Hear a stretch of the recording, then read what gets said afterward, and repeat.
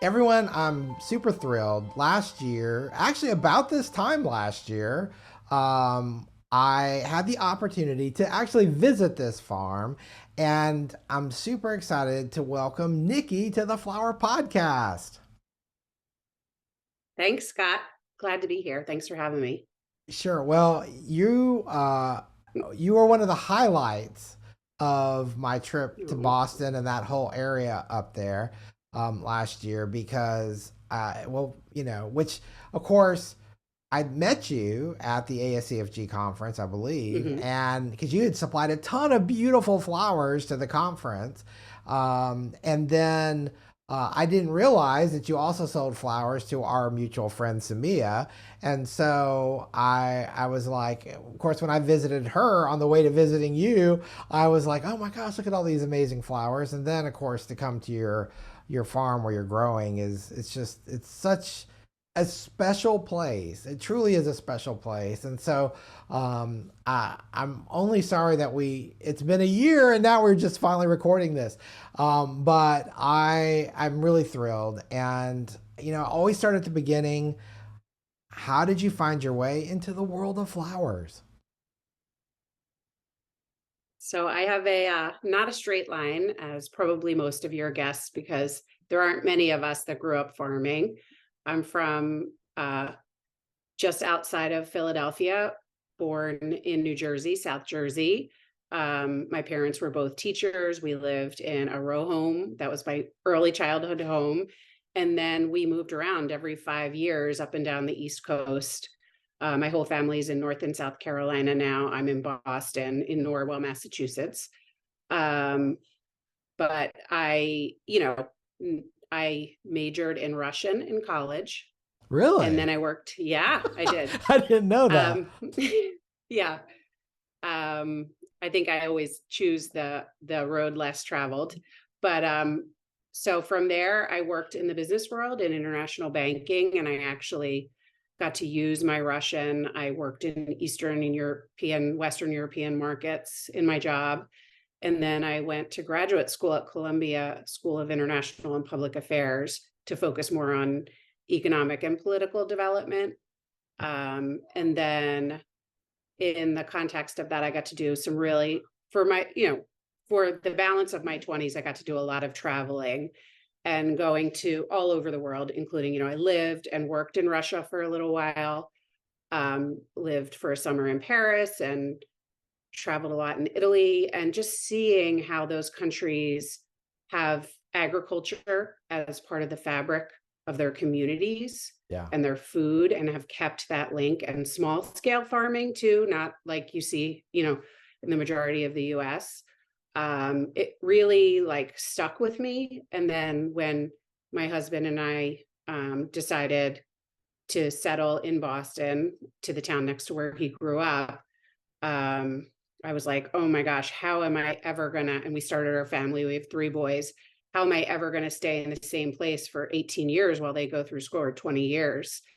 But it turns out that that's exactly what I needed, because within 3 or 4 years of living in Norwell, I had the opportunity to join a community project to start community farm on town land.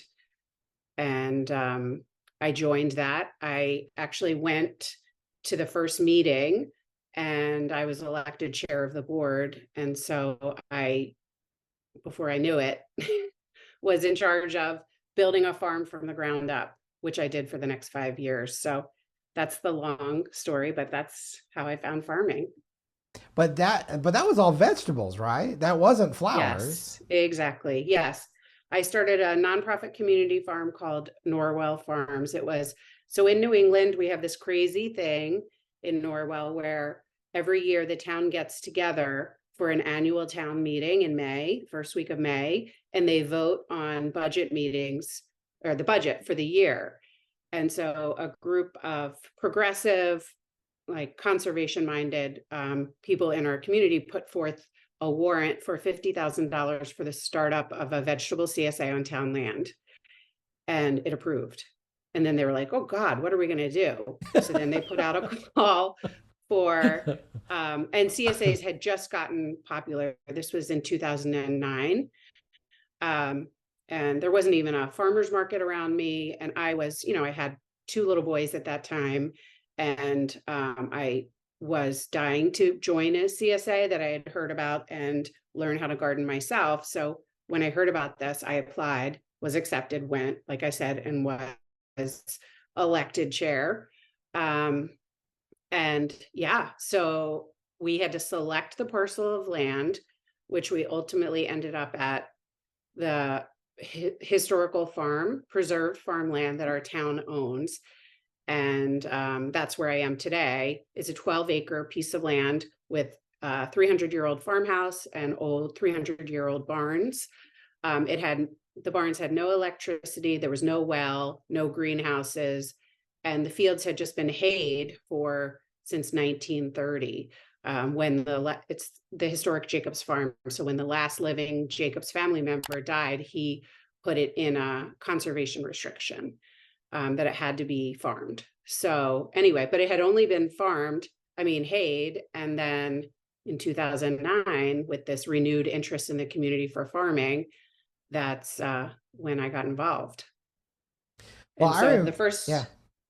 the first 5 years, I just had to learn about everything about farming. And there's a pretty good organic farming, vegetable farming network around Boston, especially like Metro West of Boston. And I was fortunate to, network and meet a bunch of those folks. And they really taught me everything I needed and helped me find. So I hired 3 farm managers within that 5 years, and they were all talented and young, but they really didn't want to live in Norwell or stay for very long. They were all in their early to mid 20s. So I'd get like a year or so out of them, and then they'd leave. And then I was starting All over from over. Yeah. scratch. Yeah. And also what we realized at first, we just had 1 acre. So we had to go back to the town and ask for more. And then we ended up getting 7 acres. I applied to the town to get electricity in the barns, drill a well. We raised money from the community to get our first greenhouse and tractor. But what we realized is that we had 100-member CSA. And so that's, I started my flower farm with a CSA because I knew how to do that. But what we found is 5 acres isn't really enough to support 100 CSA members. Whereas, as you know, 5 acres of cut flowers is more cut flowers than anyone could ever need. So yeah, we had a lot of kale that we gave to people, a lot of tomatoes. We have to supplement some potatoes, root crops that we just didn't have enough space to grow. And then finally, I just started to realize that, like, when I turned 40, so I started with this when I was 35, that I had fallen in love with farming. And so as a gift to myself, when I turned 40 and I had my 3rd son, who was 6 months old, I said, I'm going to apprentice in the fields with the other college kids. And I did. So I spent that season a part of the crew learning how to farm. And in the meantime, I had been building a big garden at my house, like homesteading kind of, chickens, bees, all of that kind of stuff, just playing around with growing strawberries, put in a small, a bunch of fruit trees, blueberry bushes, learning all of that. And nothing ever really took. I always had this idea that I wanted to have my own farm. It kind of grew alongside of Norwell Farms. And then, yeah, I just did it. I got paid $9 an hour, and I paid my babysitter $15 an hour. And I was the happiest I had ever been that summer. So I was like, the light bulb went off, like, ooh, you've hit pay dirt here. This is something to keep going. And then at the end of that season, I asked the then farm manager, can I grow flowers for you? And he said, no, I'm not really interested in flowers. We need the space for vegetables, but if you grow them in your front yard, I'll buy them. And that was the start of Cross Street Flower Farm. So you started growing flowers on your own property. Correct. Okay, which I never saw that when I was there. Yeah. So, because you did so much of the other. Now, yeah. I know that you mentioned this, and I don't want to lose side of this because I mean the area is beautiful and the property you grow on now is beautiful. I'm the history behind this piece of land, because you're growing on public land. Mhm. And how big is the overall piece of property? Because it's more than 7 acres, isn't it? It's the remaining farmstead is 12 acres. It was originally 120, but when the town bought it from Historic New England, the original group that it was, the Jacobs family left it to, there was 120 acres. A bunch of fields became ball fields, and then there's a science center next door that was deeded that land um, in the 50s when farming wasn't really interesting, but there was like a lot of science and nature. So that abuts the property too. It's a fascinating and like amazing place. To be honest, though, most people who live around here have no idea that the town owns it and had never been on the property before Norwell Farms, and a lot more since Cross Street Flower Farm. So Well, the structures are amazing. One of the things too that I noticed is when you had, I think they're high tunnels built.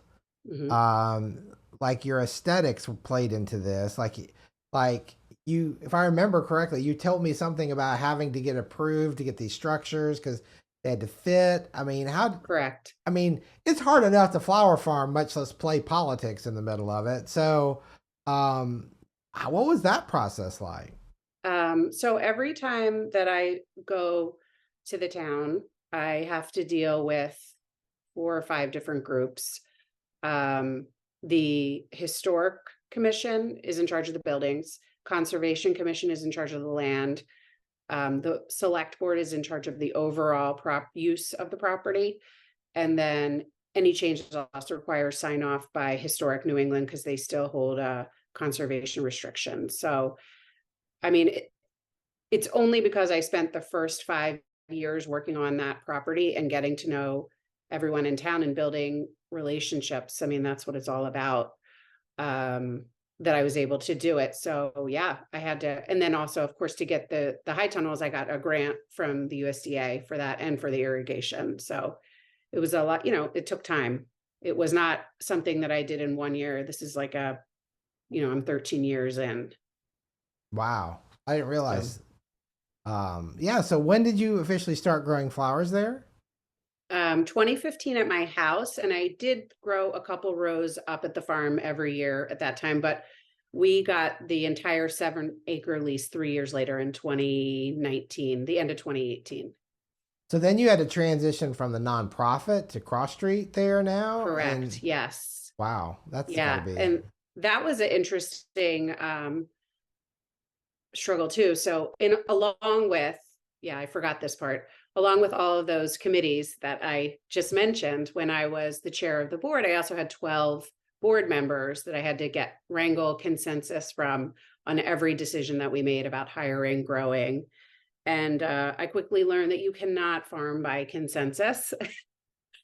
um, I and bet. so that was one of the things I realized, that if I was going to make, a farm sustainable, I just was going to have to do it on my own. I was going to have to be the farmer.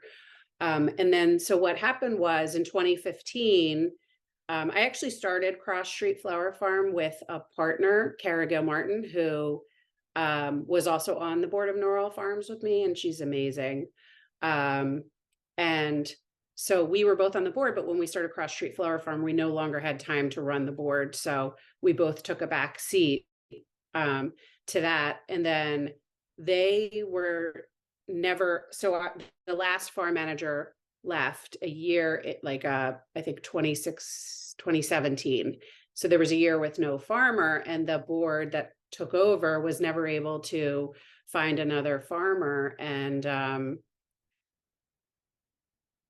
they asked us to be the, acting farm manager and care for the land, cover crop the 7 acres, which, as a side note, that's when I knew I had to scale, because at my house it was an eighth of an acre, and now I'm suddenly looking at 7 acres, and I would have to get a tractor and do things a lot differently when I had done everything by hand. But so they Yeah, that's a they big allowed difference. yeah, that is. So that's something we should talk about. But so the group, strangely enough, and I still to this day don't know why, um, we said, if since you haven't been able to find another farm manager, we would love to take over Cross Street Flower Farm and the 7 acres, and you can still do your small education program. We'll give you a fourth of an acre of land and your fundraisers, and we'll do our flower thing. Well, they just didn't want it. And they thought it was a conflict of interest that, a nonprofit that I had started, I now wanted to be the farm manager. And so we actually had to both compete with the town in order to, for the town to decide who was going to get the lease. And Kara and I ultimately won because I was the one that had built the whole thing, and they knew that I could farm also. So yeah, that was interesting. A learning experience in that, sometimes it's hard and not easy, but it doesn't mean you should give up, even when you feel like everyone is telling you, that you're wrong, or that you're crazy for wanting to be a flower farmer at 40, and just keep going. And I think like the journey that I've taken has been twofold, like this amazing journey of finding what I want to do, but also learning how to do it in the face of people telling me no. Yeah, because to me, that's the hard part, especially because you don't own that land. And Right. so you're trying to convince them to go from vegetables. And so, I'm kind of curious. So if you're selling CSAs through the vegetable side before you got the land, Yes. did that make it profitable, or was it just covering the expenses and the It was, overhead? we still needed to fundraise every year to make it break even. Um, so, and then when I switched to flower farming, we broke even immediately. Um, so there was a big difference. That first year, as like a concession to Norwell Farms, we tried to grow vegetables, but it's really hard to do both. You have to have different coolers, and there's a lot more food safety Right. things that it's easier, frankly, in a lot of ways.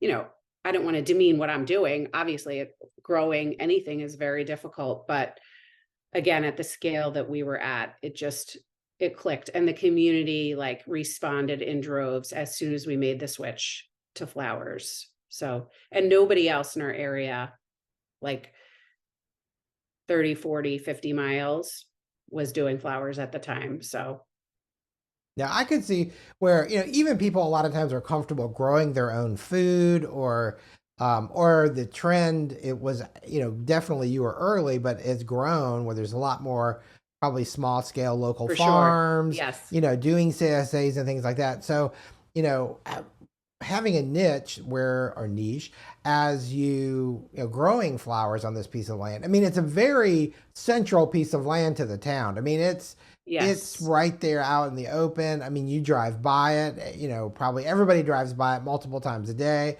Hmm. And it's so much more attractive, probably for the most part, seeing, fields of flowers, rather than tomatoes or something, and, or kale, and I just, it was such a beautiful place. It was, I don't know. I just really thought it was an interesting, um, juxtaposition, having this, as you said, 300-year-old piece of property and structures and the stone walls and all this amazing structural elements to the property, and then here it is full of flowers. I mean, that's just not something you would expect, and it was just, I don't know, I just thought it was an amazing place. And so you said something a second ago, and I don't want to skip over that. Switching from an eighth of an acre to 7 acres,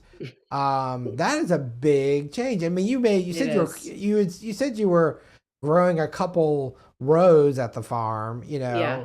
just kind of doing that. But what was that like? I mean, all of a sudden the math is different, the planning is different, the Yes. scheduling is different. There's so much going on. So I'm curious how did Yeah. you grow through that? Um, so that was actually really fun. I loved that. Like, it felt like we were climbing this steep mountain, but even once we got, shoot, my thing just got unplugged. Hold on one second. I think I'm fine. Yeah, I'm good. But even once we started to get like a quarter of the way up, we, kind of stopped and said, wow, the view from here is pretty good. And it was just every day we were learning a new skill. And, thank God that I was 40 then, 44, I think, when that transition happened 4 years ago. So now we learned all that stuff, and then we were able to train other people. But the way that we did it was just, so again, having built a vegetable farm from the ground up and watched the vegetable farmers. The last vegetable farmer, his name was Scott, and he was a great guy.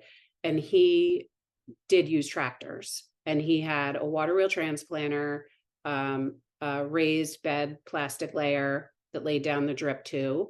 And when he left, he took all of that equipment with him, but I had seen it. So I knew in theory what I needed to do. I just needed to get my own equipment and learn how to use it. And then at every turn during this whole process, I don't want to make it seem like I did any of this alone, because I read a lot of books and watched a lot of YouTube like everybody does, and used all the same resources that everybody else uses, like, Lynn Bazansky, the flower farmer. I read, Lisa Ziegler, obviously Florette. I got to go to Florette. Kara and I went to Florette in 2016 to her farm, one of the last on-farm workshops. And there were 12 of us, and I think 6 of us are doing, have gotten pretty big. So, we learned a lot from Florette for sure.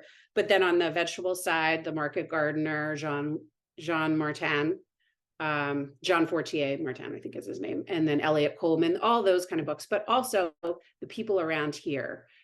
So, I'm in an area where their farmland is very dear, but just like 30 minutes south, in southeastern Massachusetts and in Rhode Island, there is still a lot of farming in Western Mass, of course, and then in New Hampshire and Vermont, we do have agriculture around us. So I was able to find farmers, not too far away, and they volunteered so much time and literally and figuratively held my hand through the process of learning how to select the right equipment. So it wasn't just me walking into a John Deere dealership being like, can I have a tractor?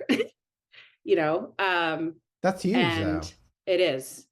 And that's what you need, community around you to do these kind of things. Yeah, because how far, just to give people an idea, how far are you from the ocean? 5 miles. Yeah. Very close. So you're, just that alone, that property must be worth a considerable sum of money. What a blessing to have that in a trust, and what an area to continue to be able to start your business. I'm excited the fact that there were other farmers in the area that were willing to help. I know that's got to be scary. I know that when you shift gears, you had dealt with the committees and the boards and those things, which would be really scary to me, to deal with that. But you kind of I won't say you grew up, but you kind of did. You grew up in your agricultural life through all of that. So that was sort of, very familiar for you.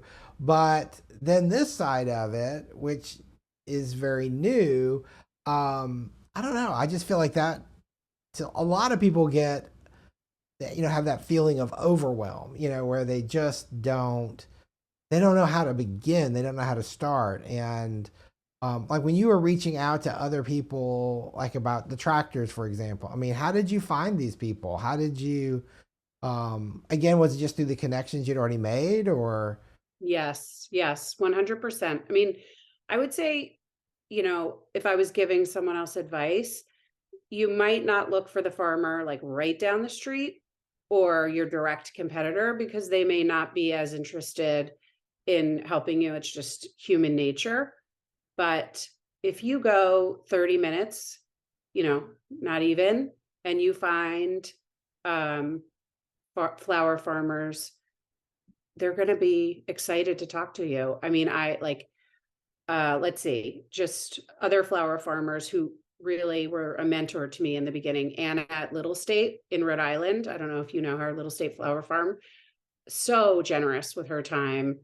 Um, and then, there are vegetable farmers south of me that are old school. They were like farming with their families in the 50s. And I happened to find a few that uh, were interested, that I was trying to start farming because their kids weren't interested. And they thought I was crazy to be doing flowers. But it also, once they came to my farm through, I either asked them directly or a friend would, made a connection, and then they were just kind of blown away by what I was trying to do, and helped, just relationships again, just making friends, and people in general want to help. That's what I found. And then Yeah. it just widens your circle, and that's part of this journey that has been so amazing. I've found that, when I am following my heart, I tend to attract people that are doing the same thing, and, other entrepreneurs and other creative people. And then it just expands your family circle. It does. It really does. Yeah. Yeah. Like Well, meeting you, I mean, the flower community, it's all, you go to one of these conferences and they're just the nicest people. yeah. Yeah, I 1,000% agree. I wanted to one of the things I think really intrigued me about your place was the fact that you did a U pick, like you did U pick. I mean, you like we've already mentioned, you sell flowers like to Samia. You sell flowers to florists in your area, I'm assuming, or A little bit, yeah. So just to give you the breakdown of my business, yeah. 30%, I'm mostly retail. 30% is the CSA. I have 200 members that come and pick up a week throughout the season in 5 different shares: April, May, June, and Dahlia share that are all 4-week, and then a summer 8-week share. So we run continuously now from the beginning of April to mid-October with that CSA. And then 30% of my business is now retail in the barn shop, which is basically matching the level of sales of the CSA. So we're doing like 300 bouquets a week, at least, if not more, plus bunches. And then we have other merchandise in the shop: books, Cross Street Flower Farm merch, candles, home goods, gifts, things like that. And then, so that's 60% of the business right there. Another 30% would be, now has quickly grown, the cut your owns, workshops, and events that I do at the farm. And then I would say it's about 10%, maybe 10, 15%, the pick your own might not be quite 30% yet, is wholesale to florists. A smaller part of my business, but I love it. And it cultivates great relationships. And then, like Samia comes to my farm a few times a year to visit and to see what we're growing, but also she'll do floral design workshops that are always like sold out. When she comes to the farm, we'll have 50 people come to take her class. So yeah, when I started our CSA model, and it was out of my house, out of my garage, I have a walk-in cooler at my garage and a small greenhouse. I always joke, or my husband loves the fact that our walk-in cooler is right in our garage, right underneath our bedroom. So when it is running, we hear it all night. He's a man of great patience. But so I couldn't have a lot of people. When I started the CSA, we had 30 people in it, and I couldn't have more people than that come to my house. We have 2 dogs and 3 boys, and it just wasn't going to work from like an insurance perspective, and just the risk of that. And it didn't feel right to have strangers come into my house. But so we did a model where we had people go to local businesses, which is also great to get the word out: coffee shops, wine shops, bakeries in different towns around us. So not just one in Norwell, but the rest were in the surrounding South Shore towns. But that was a lot of work and labor to deliver all of that. And then we kind of got lucky in the pandemic, that all of those places had to close down. And so we were forced to reroute everybody to the farm, and we did curbside pickup that year. And that changed everything because all of a sudden everybody was at the farm. Right. And I had wanted that, so we were able to use the barn shop that year. And then the town gave us permission to open up the barn shop and expand that. And then we started doing pick your own. And then, the advice that I had gotten from other farmer friends and business people was focus on retail. That's what you want to do. You're in a great location. Like you said, we're on Main Street. Sometimes it feels like we're farming in a fishbowl, but it's also our best asset. And so I just made the decision that everything I was going to do was going to be to drive traffic to the barn shop. And so we never went back to sending our CSAs to those other locations. And, I always wanted to do pick your own because having started farming as this community aspect and on, as you've talked about, it really is just a beautiful property and it's magical. And I want people to enjoy that beauty. I think that's part of being a steward of the land and having such, the town giving me this great opportunity to farm there. That's how I give back. Although we have to manage it because the town, there are restrictions in the property that says this is supposed to be, a controlled use. There's not a lot of parking and it is in a busy part of town. So, there's always the balance. Right. But so I wanted to start Pick Your Own Tulips in 2020. And we couldn't because of COVID. We actually, with the tulips that spring, but we actually did start it that fall was the first time we did cut your own dahlias. And it was huge success. Like people love it. So.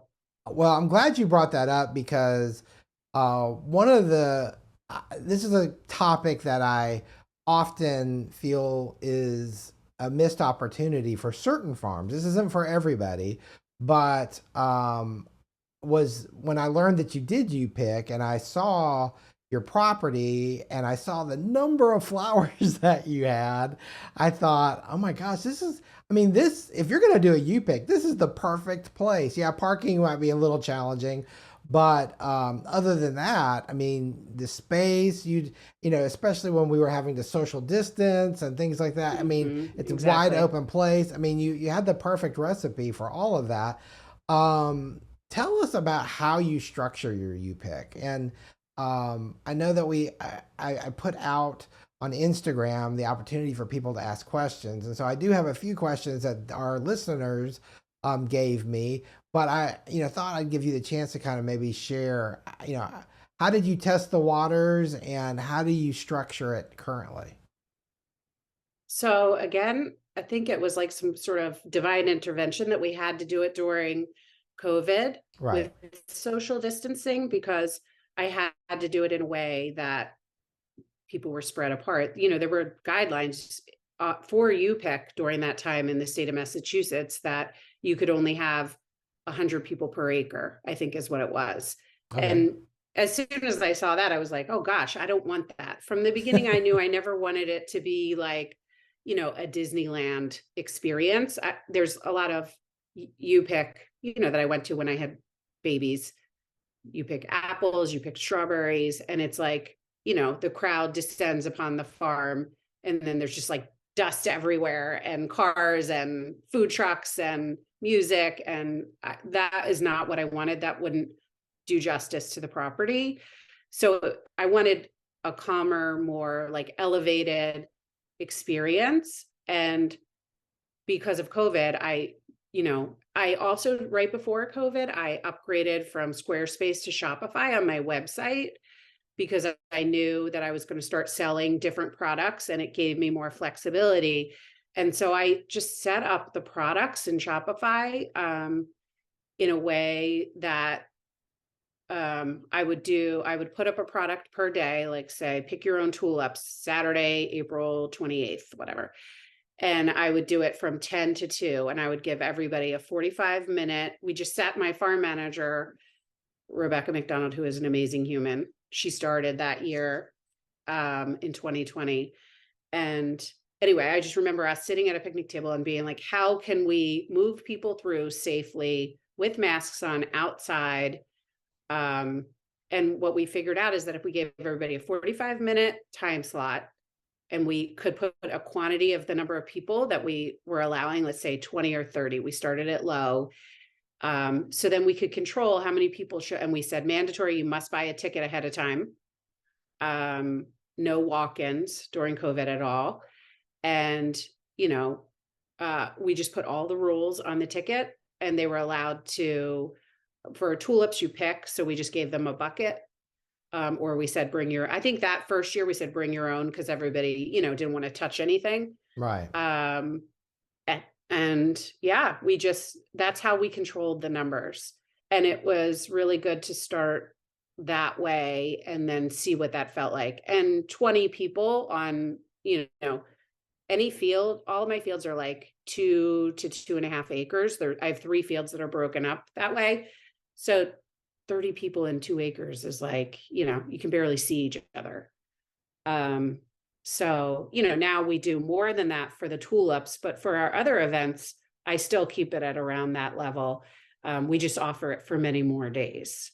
Tulips, go by in a flash. So it's 3 weekends usually, and then we'll do during the week too.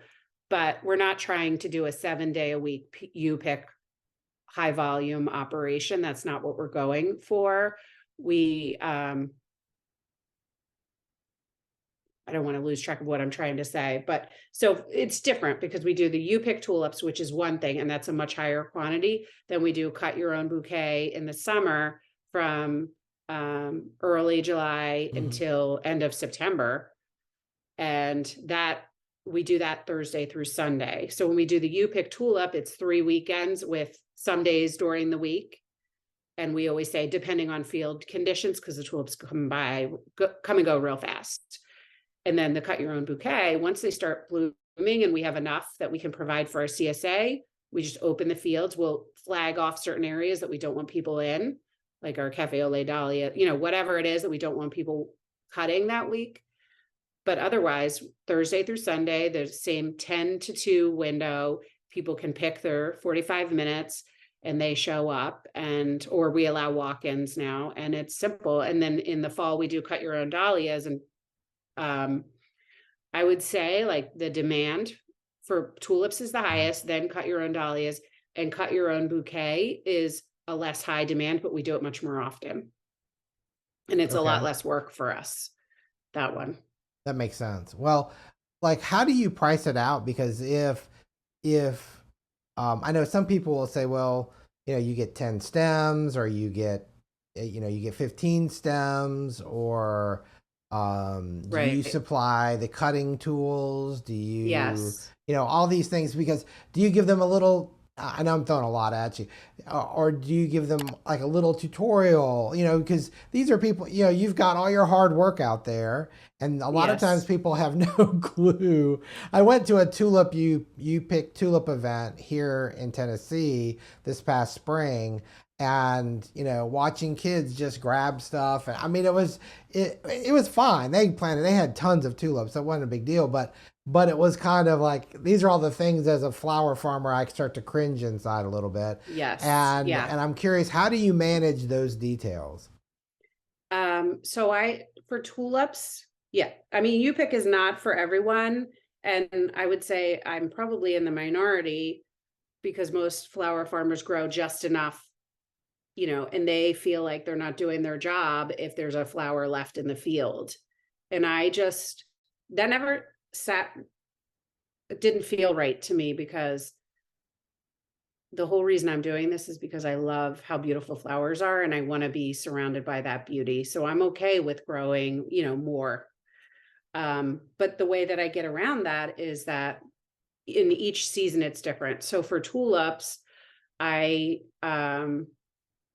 grow, let's see, last year I grew 100,000 tulips, and I grew 30,000 earmarked for CSA and retail. And so I would always have those roped off, and they were like the fancy tulip varieties, the fanciest ones, the double lates and the parrots mostly. And then the rest, what's left, 70,000 tulips, I buy for cut your own. and I do a mix of early, mid, and late blooming tulips. And that took me, I'd already been growing tulips for 5 years by that point. So I understood which varieties were in those groups. And I also, oh gosh, of course, I have to give a shout out to one of my biggest mentors, Dave Dowling. Oh yeah. Yeah, he's the AFCFG, and he actually came to my house when Kara and I were in our first year. He had put up this thing on Facebook that he was doing a fundraiser for the March of Dimes, I think.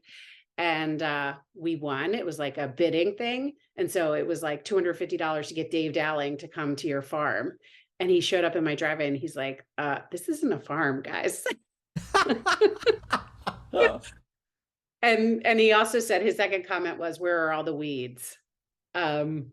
So, which he still says to this day. But somewhere in the middle of all of that, last year when he came to my farm, he said, Nikki, you're now like in my top 5 customer list in the country. So we've come full circle on that, but he's still my first phone call. Anytime something's happening, he's just amazing.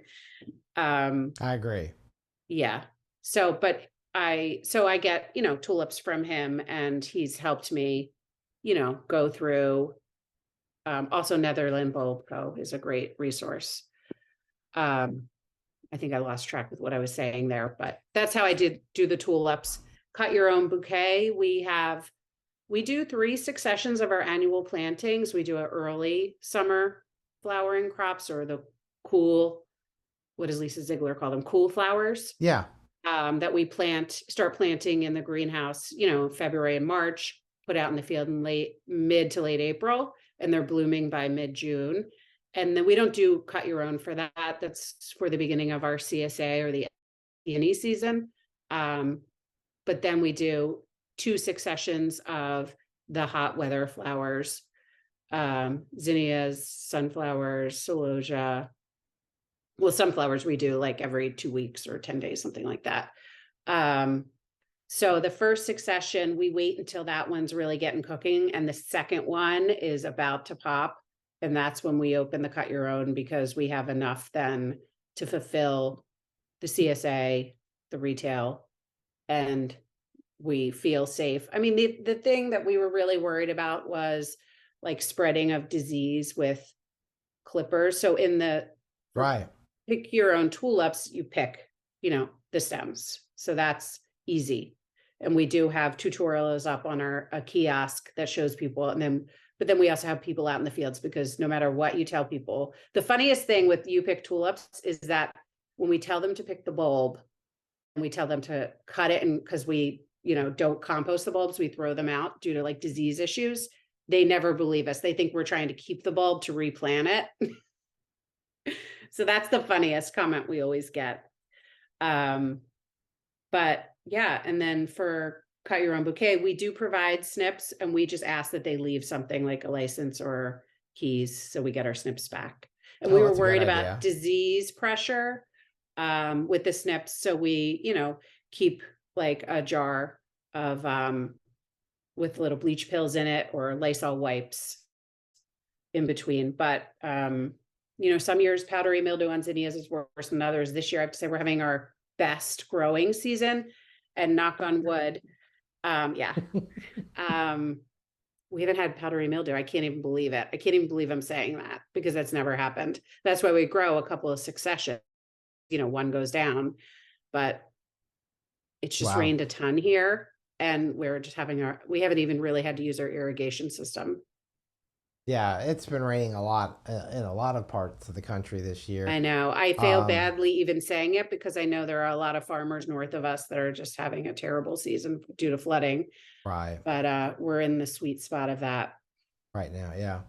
So I appreciate the whole point of staggering and trying to fulfill your CSAs, and kind of delaying when you open for you pick. So typically, I'm guessing you open for you pick mid-July through frost, then kind of. Yes. Or that window of we time? mow down our annual crops mid to late September, so we can get a cover crop in. Okay. Yeah, winter rye. We try to get that seeded by September 15th. It never works, but we usually like the 25th, 30th. And then, we just do the everybody wants dahlias by then anyway. A- So And you plant a lot of dahlias. How many dahlias do you yeah. plant? Well, last year when you were here, we had about 8,000, and this year we've doubled. So now we have 15,000. Yeah, we have like, I don't know, 3.5 acres of dahlias, I think. Wow, Yeah. that's amazing. And they're So, doing so well. We got uh, a cultivating tractor, and that has really helped with the weeding, and we hill the dahlias, which I learned that from Young Family Farm in Little Compton, Rhode Island, which is another gorgeous place. But they grow potatoes. And so when they started growing flowers, the husband was like, "Oh, they're just like a potato. I'm going to hill them." And it works. It's like gives them more support, and they just seem to really like it. So that's so it a was big Dahlia interesting. win. Well, it was interesting because when I visited Five Fork Farms, they do that too. And Grace was showing me Yes. that. And they save Yeah. so much labor and time because they don't stake, because Right. they're able, the hilling, because they do it, I think like 3 times or something like that. And the Yes. hills, the dahlias root into them and they become so much more stable. I know. So are you, because you were staking kind of like tomatoes Yes. almost. Are you still Yeah. doing that with the hilling or? So last year was the first year that we held, so we staked because we were just nervous that we weren't doing it right. And this year, I don't know, I just have this intuition that it's going to be a bad hurricane season, so we're staking again.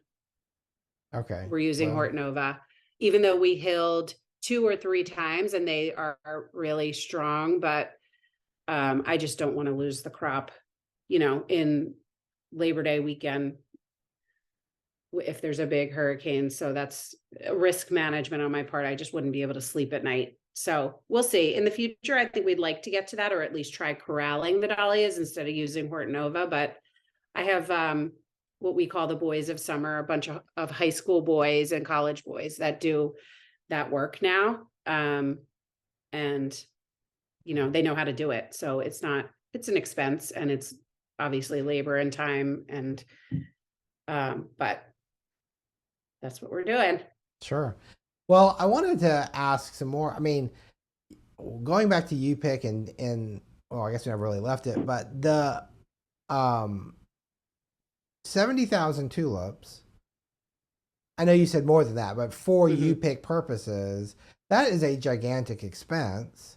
Hmm. And I guess you're familiar enough with your demand that you don't, do you sleep at night wondering if you're gonna, I mean, you know what I'm saying? It's like that's a big expense, Yeah. and I'm assuming you end up making profit on that to pay for that. Yes. Yes. We definitely do. It's profitable. It's like tulips are our biggest um cash crop, I guess, because we use them for everything and because of the pick your own.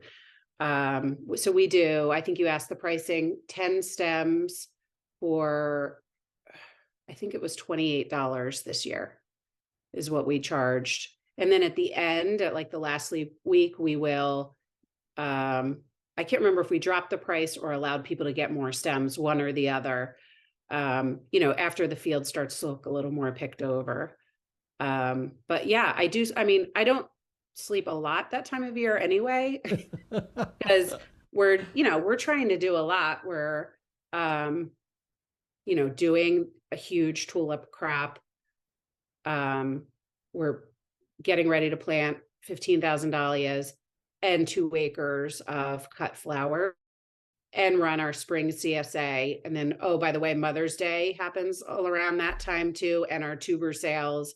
And we do cut your own, grow your own cutting garden workshops, floral design workshop thrown in there. Like, just what else can we put in like a 2 month period? Um, but that's the business we're in. It's like spring and fall is when everybody wants the flowers, so you got to make hay while the sun shines. Yeah, for sure. Well, we had asked some we had put something on Instagram to kind of get some ideas or some questions that some of our followers had. And one of the biggest questions that came up repeatedly had to do with insurance, and how do you navigate that, and how do you decide what to get, how much to get? Because I know some of the feedback we had was that it was really expensive for them, and they were just it's one thing, I guess, if you know you're going to get the return on it. But I know if you're brand new at it, those are one of those nail biting situations. And how do you approach that? Maybe if you could speak to that for Yeah. people listening. So again, because I'm on town land, I've had to have insurance from the first year of farming, both as Norwell Farms and now as Cross Street Flower Farm. They require that we have $1 million liability insurance, naming the town, on the policy. And I always just make sure, once a year I go over with my insurance broker to make sure that anything new we're doing is covered, and cut your own, anything to sell produce, flowers, whatever, our crops, our products, is usually covered, even events that we have. And so I never really it's just a cost of doing business. It's not that much. I can't even tell you what our policy is, but it's certainly, in the beginning, yes, like advice, invest in infrastructure, invest in, a good website, invest in those things. And I remember thinking, oh, I can't do this, but you have to. That's just part of growing your business. And the quicker you get over that fear of making those investments, the sooner you'll see the reward of doing it the right way. So was the $1 million liability policy, was that a requirement of your town, or Yes. was that a Yes. recommend? Okay. So then that's just for standard. Because if I'm a private person and I've got 5 acres or 2 acres or 1 acre, and I'm, which 1 acre you pick would be hard, but if you were bringing people in, I know that's the number I hear a lot. Because I feel like that pretty much covers you for the most part. I don't know how to evaluate that, and I guess that's really a question for your insurance broker. Yeah. Is to look at your your situation and then come up with a number. Yes. Is that something you pay monthly, or is that something you pay annually? Like you just pay your insurance once a year? Yeah. I think I pay, I pay quarterly, I think. I'm not Okay. exactly sure what I selected, but yeah. Okay. So the bottom line is it's not as scary, and it is expensive, but when you have those numbers of people coming in and they're spending, a good chunk of change, Yeah. it's something that you just have to include You into the have to be costs. covered. Yeah. Yeah, You it's do. too risky not to. Yeah. I use farm family insurance, and they seem to know the business. So, I don't know if that will help somebody, but that just, Sure. they started Well, their business helping farmers. So, right, and there's a lot of like you talked about earlier, fruit and vegetable U-picks out there now. So this is not a new thing. It's new. I feel like it's a newer thing for yes. flowers, but it's not for Right. vegetables. And Yeah. so anybody who does that kind of insurance for vegetables probably can translate this for you into flowers fairly easily. Yes. Because it's the same dynamic. It's just we get to do a prettier thing. So yeah, for sure. Yeah. One of the other questions that kind of came up is uh when you do your mixed bouquets, it's like trying to figure out how to price certain things. I know you mentioned with tulips, like you do a 10 stem bunch situation, but when you're doing bouquets, like a summer bouquet, and you grew a lot of zinnias, but you also had a lot of other great crops there. I remember amaranthus and that little phlox that I love, and I'm trying to think of some of the other lilies. Did you have lilies? I can't remember if you had lilies We or don't grow. not. We do Lysianthus in the summer. Lysianthus, that's what it was. Yeah. Zinnias, cosmos, sunflowers, celosia, globe amaranth, rudbeckias, lavender. I don't know. The list goes on and on. So Sure. many.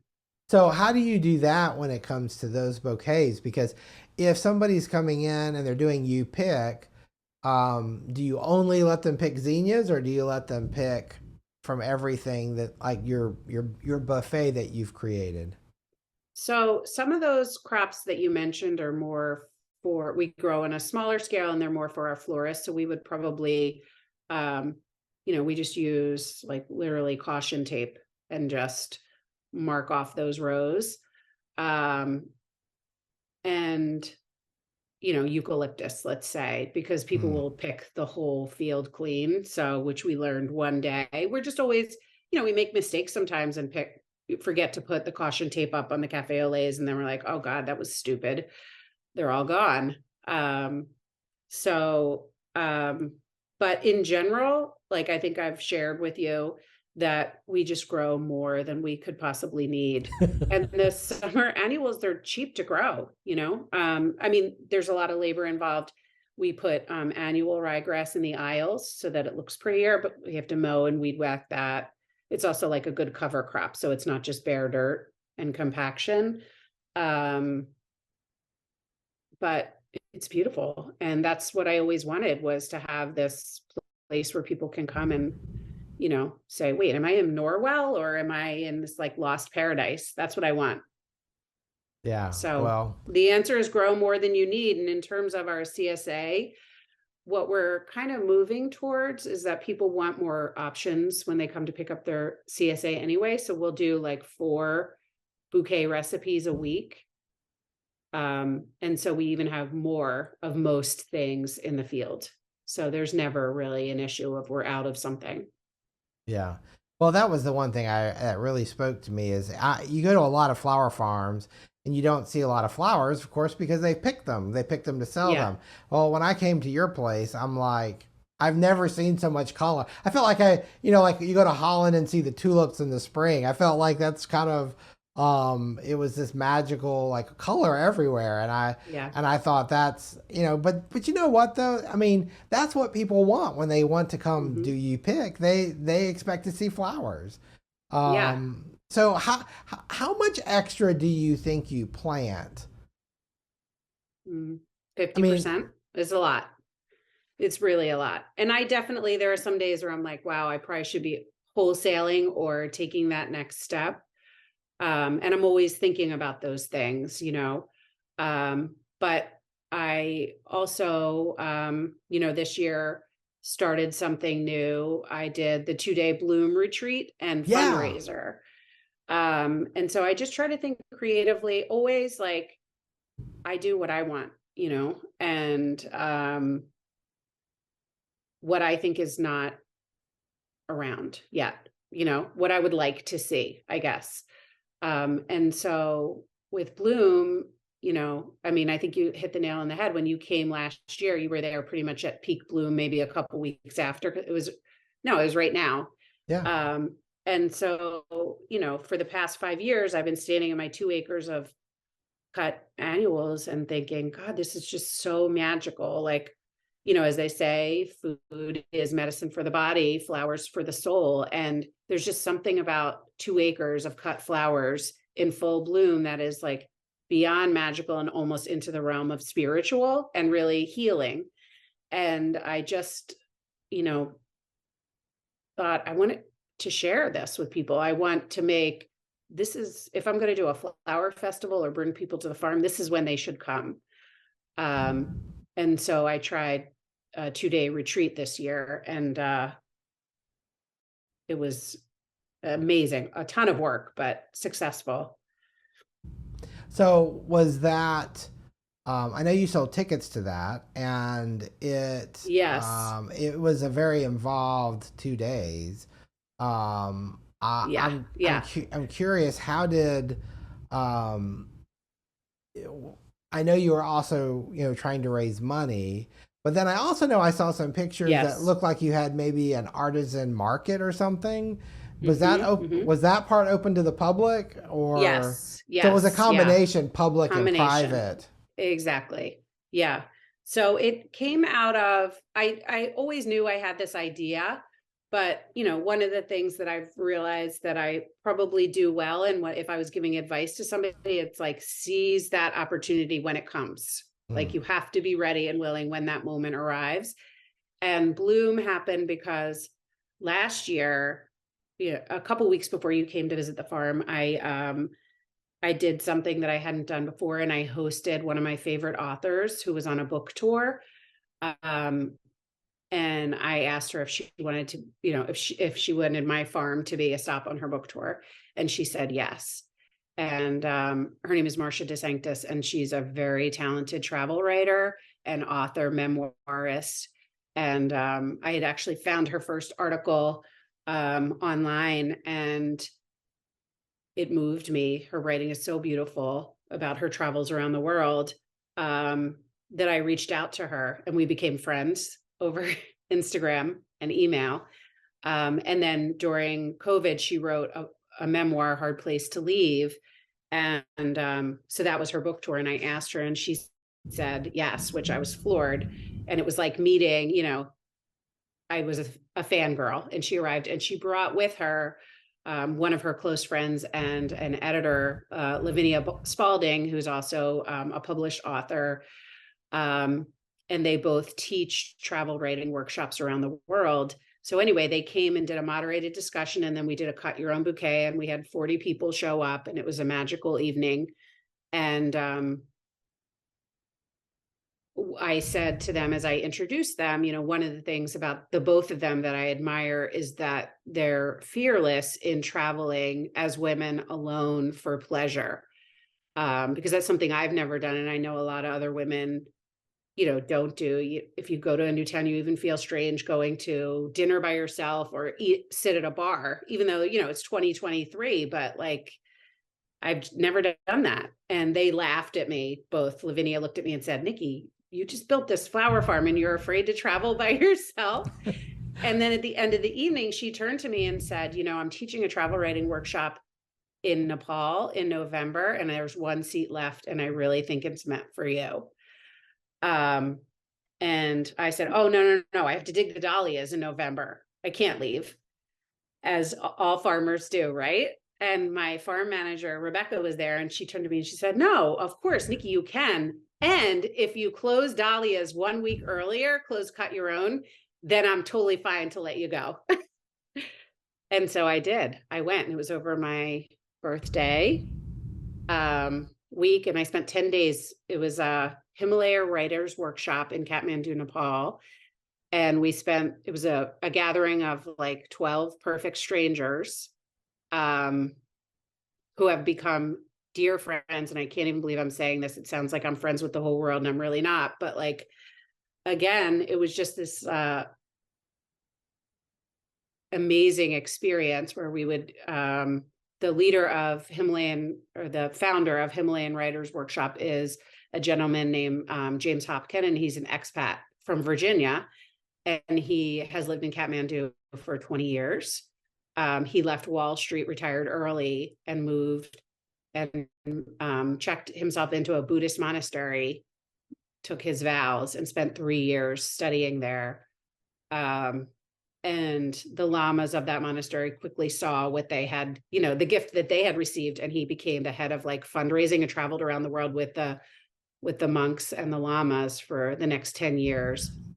But anyway, he does these trips he's a writer, he's a poet, and so he brings Americans over and American authors to do these workshops. And so that's what I was a part of. And it was like this combination of creative people from around the world, artists, writers, a NASA engineer. I mean, it was just crazy. And it was amazing. It's a spiritual place. It's a magical place. And I would recommend anyone go to Nepal if you can and join his workshop. But the other thing that James has done is, and I would say it's life-changing. It's one of those moments where if you give yourself the gift of stepping away, it gives back tenfold. And the people that I met were just literally all amazing people. And so James, when he was in the monastery, when you're at the end of becoming a Buddhist, they do this thing where they spar with their with the Lama. And so they were having these discussions and debates about and James said to him, if Buddhism talks so much about altruism and helping other people, if that's the case, how come when you walk outside of your monastery, there's so many street beggars around these holy sites? Why are there so many poor people in Nepal? If Buddhists are really so altruistic, shouldn't there be old age homes, social services? There's so many kids out of school. And his Lama turned to him and just said, um, James, just go outside and talk to the first person, literally the first person you. And James was like, well, that's not really an answer, but he did it. He went outside. Tell me if I'm talking too long, if you want me to shorten it. But, and the first person that he met was this 7-year-old street beggar who he had seen a million times before. But this time he actually stopped and talked to her. And at the end of that conversation, he bought what she was selling and she invited him to her house for a cup of tea. And he would have normally said no, but he went. And she took him to this community of street beggars that were living in tents, like no bigger than, a pop-up tent that we would use for our farmers markets, 10 by 10, no running water, no electricity, none of the kids in school, everybody just on the streets begging because they have no other opportunities. And he decided right then and there that he was going to go back every day for a year. And at the end of that year, what he ended up realizing was that he wanted to help. And the thing that was like most, I guess, distressing to him is that most of the girls were married off at 12, well, girls and boys, but especially girls were not given education and were married off at the age of 12 to 13 and sent to live with their in-laws and basically had no agency or money of their own, from then on. And the cycle of poverty just continued. He noticed that the moms would make these beautiful quilts, Punjabi quilts, because they were mostly Indians, nomadic Indians that had moved to Nepal. And they would gift these quilts to their daughters when they got married. And so James started buying the quilts and he would go home to the US, to Virginia, once a year. And he started selling the quilts for like $200. Now he sells them for $300. And he took that money home and he gave it to the women. And he said, this is what I got from your quilt. What do you want to do with the money? And the little girl that he had met that first time said to him, my little sister wants to go to school. And James said, perfect, let's go. And he took that little girl to school, to the British school, and got her enrolled. And it ended up costing $150 to send a girl to school. Now it's $300 with books, uniform. Right. And fast forward 10 years and he's sent over 300 kids to school. And he took us all to this community and we met the women that make the quilts and the kids.